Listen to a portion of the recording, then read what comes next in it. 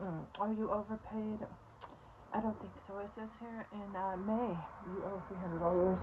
Would you like to make that payment now? Is that why you're calling? Is that your concern? Because that would be a concern of mine for sure. No? Okay. Well, what is your actual problem?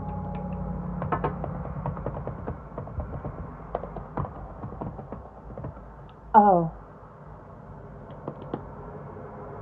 No, I'm totally paying attention to what you need, but I'm gonna have to transfer you over to the customer service of a different customer service of a different customer service.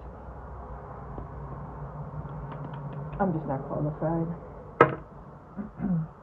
No, I don't think I'm qualified.